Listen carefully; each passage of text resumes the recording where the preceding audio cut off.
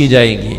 آج یہ تصور ہم مسلمانوں کے ذہنوں سے اکثر و بیشتر نکل گیا، اور جب اس پر توجہ دلائی جاتی ہے تو کوئی کہتا ہے یہ ایکسٹریمسٹ لوگ ہیں، یہ ریڈیکل اسلام ہے، یہ پولیٹیکل اسلام ہے، یہ ہارڈ لائنرز ہیں، اور یہ پتہ نہیں کیا ہے، وہ پتہ نہیں کیا ہے۔ یہ وہ تو کہہ سکتے ہیں کہ جس کو اسلام کا ایز اے نظام، ایز اے ہول سسٹم اس کا کلیئر نہ ہو، لیکن جن کو یہ کلیئرٹی ہے، ہم تو شروع سے پڑھتے آئے نا، اللہ کہتے ہیں دین سسٹم اللہ کے ہاں فقط اسلام، آل عمران آیت 19۔ اللہ کہتا ہے اسلام کے سوا کوئی اور دین، کوئی اور نظام زندگی قبول نہیں، آل عمران آیت 85۔ اللہ کہتا ہے دین اللہ نے مکمل فرما کر دیا، المائدہ آیت نمبر 3۔ اللہ کہتا ہے پورے کے پورے اسلام میں آ جاؤ، البقرہ آیت نمبر 208۔ اللہ کہتا ہے کچھ مانتے ہو کچھ نہیں مانتے، قابل قبول نہیں، سزا ہے اس کی، البقرہ آیت نمبر 85۔ اللہ کہتا ہے جو اللہ کے نازل کردہ کلام کے مطابق فیصلے نہیں کرتے وہ کافر ہیں، ظالم ہیں، فاسق ہیں، المائدہ 44، 45، 47۔ بھرا ہوا ہے قرآن۔ اللہ کہتا ہے پیغمبر کو کیوں بھیجا؟ لیظہرہ علی الدین کلہ، اس دین کو غالب کرنے کے لیے۔ سورہ توبہ کی آیت 33 میں پڑھا، سورہ فتح کی آیت 28 پڑھیں گے، سورہ صف کی آیت 9 پڑھیں گے انشاءاللہ۔ اللہ کہتا ہے پیغمبر سے کہلواتا ہے، اسی شورہ میں آگے آیت نمبر 15، عدل قائم کرنے کے لیے مجھے حکم دیا گیا ہے۔ اللہ کہتا ہے سارے پیغمبر بھیجے گئے عدل کے نفاذ کے لیے، الحدید آیت نمبر 25۔ اللہ مجھ سے اور آپ سے کہتا ہے تم کھڑے ہو کر عدل کا نفاذ کرو، النساء آیت نمبر 135 اور المائدہ آیت نمبر 8۔ بھرا ہوا ہے قرآن بھائی۔ اور حضور کی زندگی سب سے بڑھ کر گواہی تو وہاں سے آ رہی، طائف کی گلیوں میں خون کاہے کو بہایا گیا آپ کا؟ ہجرت کی رات آپ کو گھر سے کیوں نکلنے پر مجبور کیا گیا؟ اپنے 70 صحابہ کے لاشیں کیوں میدان احد میں اٹھائے؟ اپنا خون احد کے میدان میں کس مقصد کے لیے پیش کیا؟ اپنے 259 صحابہ کی جانیں کاہے کو اللہ کی راہ میں پیش کی؟ کاہے کے لیے آخر؟ وَرَأَيْتَ النَّاسَ يَدْخُلُونَ فِي دِينِ اللَّهِ أَفْوَاجًا، تاکہ لوگ اللہ کے دین میں جوق در جوق داخل ہو جائیں۔ اب کوئی کہہ سکتا ہے بھائی مولوی صاحب تقریر تو تم نے بڑی اچھی کر لی، تو کہہ لے بھائی، لیکن یہ تو دل کی آواز ہے، تو دل کی آواز ہے۔ پورا قرآن پڑھ کر آئے، اللہ سے ڈرے ہم بھائی۔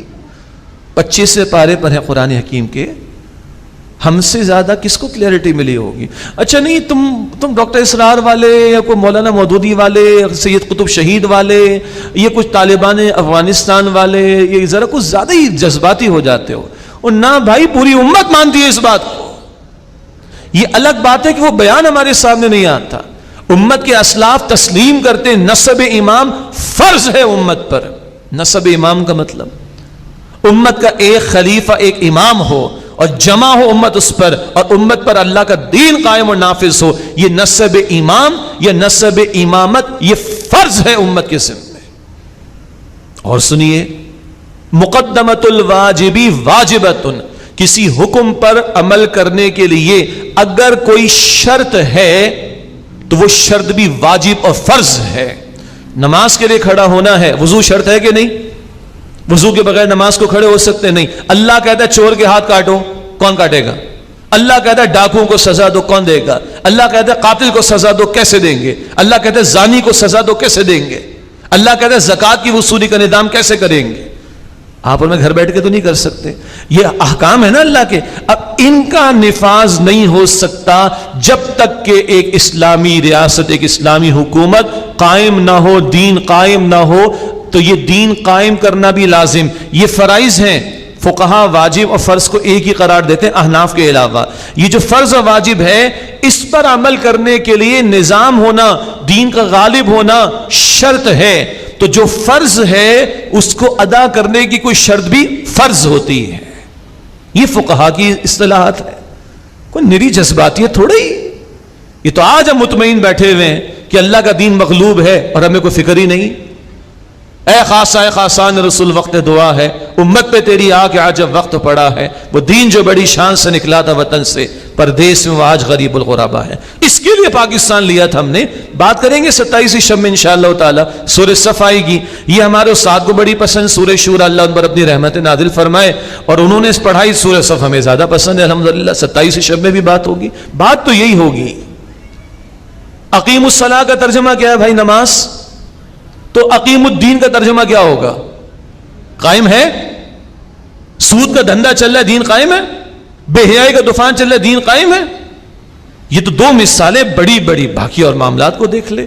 یہ ہے آج امت توحید. کچھ لوگوں نے کہا بس کچھ قبر پرستی کرنے والوں پر تابڑ توڑ حملے کر دیے اور توحید کے تقاضے پورے ہو گئے، بس اس کو بھی فارغ کر دو، اس کو بھی فارغ. ہے کچھ لوگ میڈیا پر بیٹھے ہوئے، یہ بھی مشرک ہے، یہ بھی کافر ہے، یہ بھی زندیق ہے، یہ بھی بدعتی ہے، یہ بھی اسلام سے خارج ہے. وہ اللہ کے بندے، تم جو بیٹھ کر باتیں کر رہے ہو، تمہارے اوپر اقتدار کس کا ہے؟ باطل کے اقتدار میں تقویٰ کی آرزو؟ کتنا ہنسی فریب ہے جو کھا رہے ہیں ہم. کس کے پاس پورا دین ہے؟ مجھے بتائی. توحید کا ایک پہلو کسی نے لے لیا، کتابیں چھاپے جاؤ، فتوے دیے جاؤ، فارغ کیے چلے جاؤ، باقی سارا دندہ اوپر کفر کا چل رہا ہے، کافرانہ نظام چل رہا ہے، انگریز سرکار کا قانون دیا ہوا چل رہا ہے، شریعت کی خلاف ورزی چل رہی. کچھ نے محبت کے دعوے کیے حضور سے صلی اللہ علیہ وسلم، ایمان کا حصہ ہے، بس حضور سے محبت کا دعویٰ ہی ہوگا، یا حضور کا احد کا میدان بھی نظر آئے گا؟ کبھی طائف کی گلیاں بھی نظر آئیں گی، کبھی بدر کو سجانے کی بھی کوششیں نظر آئیں گی. یہ ہے آج ہمارا مسئلہ بھائی. اب اس پہ لوگ کہتے ہیں بھائی مولوی صاحب جذباتی زیادہ ہو جاتے ہیں. ہاں ہوتے ہیں بھائی، خون کھولتا ہے. گھر کی چھت گر جائے تو تکلیف ہو رہی ہے، گلاس ٹوٹے تو تکلیف ہو رہی ہے. اللہ کا دین مغلوب ہے، پریشانی ہے کچھ، اس لیے تکلیف ہوتی ہے بھائی، اس کے لیے جذبات کا اظہار کرتے ہیں. اللہ ہمیں سمجھ عطا فرمائے. اگر یہ جذباتیت کسی کو محسوس ہوتی ہے، یہ علی وجہ البصیرت ہے. اللہ جانتا ہے، دل کو چیر کے تو نہیں دکھا سکتے بھائی، یہ علی وجہ البصیرت ہے. یہ ملک اس لیے لیا تھا، باپ دادا نے قربانی اس لیے دی تھی. اللہ خطہ دے دے جہاں تیری اور تیرے رسول کی اطاعت کریں گے. یہ خالی پلازا بنانے کے لیے، جائیدادیں بنانے کے لیے، کاروبار کرنے کے لیے باپ دادا نہیں آئے تھے ہمارے ہجرت کر کے، اس لیے آئے تھے کہ اللہ کی زمین پر اللہ کا دین قائم و نافذ کیا جائے. یہ ایک ہی حکم ہے پوری صورت میں، اس پوری شورا میں ایک ہی امپیریٹو، ایک ہی انداز، حکم کا ایک ہی انداز. کوئی اور حکم اس صورت میں نہیں ملے گا آپ کو. اللہ اکبر. ان اقیموا الدین، کہ دین کو قائم کرو، ولا تتفرقوا فیہ، اور اس بارے میں تفرقے میں نہ پڑ جاؤ. کبر